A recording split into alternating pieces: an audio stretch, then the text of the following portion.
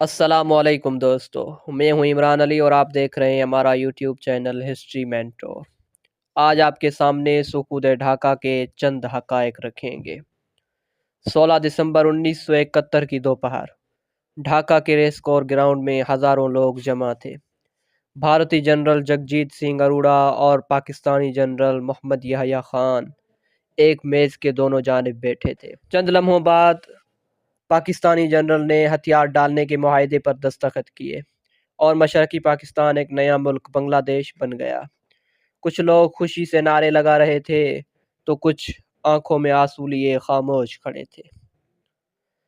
پاکستان بننے کے بعد مشرقی اور مغربی پاکستان میں فاصلہ صرف جغرافیائی نہیں تھا بلکہ ثقافتی، لسانی اور سیاسی بھی تھا۔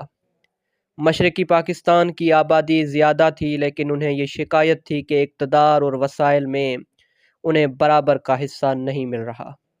1970 کے عام انتخابات میں عوامی لیگ نے اکثریت حاصل کی مگر اقتدار کی منتقلی تاخیر کا شکار ہو گئی، جس سے مشرقی پاکستان میں بے چینی بڑھ گئی۔ مارچ 1971 میں جب فوجی آپریشن سرچ لائٹ شروع ہوا تو صورتحال مزید بگڑ گئی۔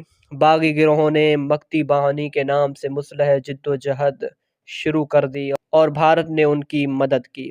دسمبر 1971 میں بھارت اور پاکستان کے درمیان جنگ چھڑ گئی۔ مشرقی پاکستان میں پہلے ہی کشیدگی تھی اور بھارتی فوج کی مداخلت سے جنگ کا توازن بدل گیا۔ کیپٹن فاروق، جو پاکستانی فوج کے ایک نوجوان افسر تھے، یہ سب دیکھ رہے تھے۔ ان کے ذہن میں سوالات تھے: کیا یہ سب روکا جا سکتا تھا؟ کیا اگر سیاستدان پہلے ہی مسائل حل کر لیتے تو حالات مختلف ہوتے؟ جنگ ختم ہو چکی تھی مگر اس کے اثرات آنے والی نسلوں تک رہے۔ سقوط ڈھاکہ تاریخ کا وہ لمحہ تھا جو نہ صرف پاکستانی بلکہ پوری خطے کے لیے ایک نیا باب لکھ گیا۔ پاکستان اور بنگلہ دیش نے 1971 کے بعد الگ الگ راستے اختیار کر لیے۔ آج بنگلہ دیش معاشی ترقی کی راہ پر گامزن ہے۔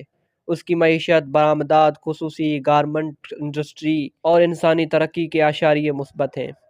بنگلہ دیش نے تعلیم، صحت اور خواتین کے حقوق کے شعبوں میں نمایاں پیش رفت کی ہے۔ دوسری طرف پاکستان اب بھی سیاسی عدم استحکام، معیشت کی مشکلات اور گورننس کے مسائل سے نبرد ہے۔ اگرچہ پاکستان میں قدرتی وسائل اور افرادی قوت کی کمی نہیں، لیکن داخلی وسائل ترقی میں رکاوٹ بنے ہوئے ہیں۔ دونوں ممالک کے سفر سے یہ سبق ملتا ہے کہ سیاسی استحکام، معیشت پر توجہ اور عوامی فلاح کے فیصلے ہی کسی ملک کو ترقی کی راہ پر ڈال سکتے ہیں۔ اگر آپ کو ہماری یہ ویڈیو پسند آئی ہو تو دوستوں میں شیئر کریں اور ہمارے یوٹیوب چینل ہسٹری مینٹور کو سبسکرائب کرنا نہ بھولیے گا۔ والسلام علیکم ورحمۃ اللہ وبرکاتہ۔